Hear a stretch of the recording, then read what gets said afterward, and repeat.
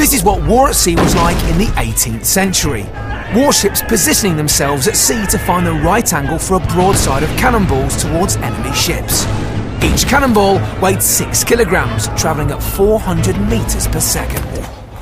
Obviously, this kind of warfare created an enormous need for wood that was strong enough. Only oak would do. These oaks were so vital to the war effort that if you chopped one down without the king's permission, it would get you hanged.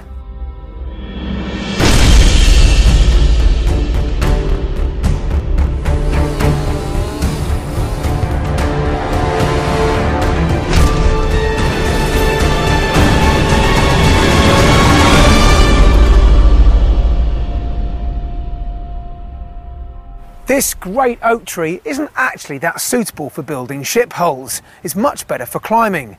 You need tall, straight trees with no twigs or branches. Like this one. In order for the tree to be perfect and straight, it needs to be tended for generations. In 1558, King Gustav Vasa proclaimed all oaks for royal property, and the Swedish king imposed the death penalty for repeat offenders in tree felling. The recognition that these oaks needed protecting and preserving for naval shipbuilding came naturally, since around 2,000 of these trees would be needed for each warship. Also at this time, Europe was at war. The Swedish kingdom had a rough time from the 16th century all the way through to the Napoleonic Wars. The naval shipbuilding industry had been working overtime for centuries. As supplies from Europe were out of the question due to the war situation and embargoes, the Swedish state realised they were running out of the much-needed oak trees. So, in 1831, the Swedish king commissioned the planting of 300,000 oak saplings. And having seemingly thought of everything, the decision fell on planting them right here on Visingsö. The strongest oak grows the fastest, and that happens with the help of fertile soil with access to a lot of water. What better place than here? So imagine living and felling these huge oaks must be quite dangerous. Well, it can be, obviously. It's a huge task. So back in the mid-1800s, that task must have been even harder. Right, yeah. It was very, very labour-intensive as well. A lot of people. So talk me through these tools and what they did then. The axe was mainly for limbing and maybe cutting down smaller trees. Okay. This one was for cutting away bushes and competing small trees. That handsaw's got 2 handles on it. That looks a two-man job that's labour-intensive. It is, yeah.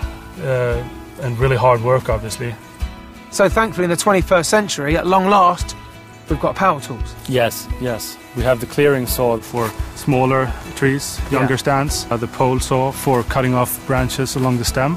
Well, these sound great, but obviously I'm most interested in the biggest one here. The chainsaw, right, yeah. Is this the sort of thing I'd buy in a shop and take home? Well, you could, but I think we have more suitable chainsaws for you. Oh, okay. Well, I mean, it looks fairly straightforward, is it?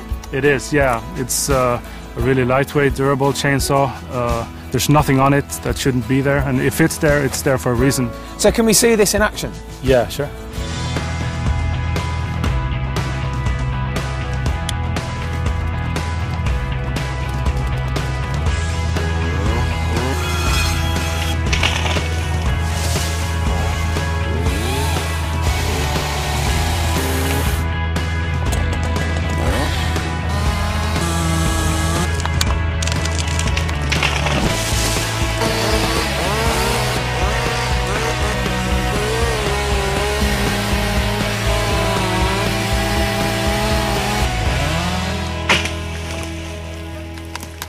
Now you've seen the result, let's get back to our story.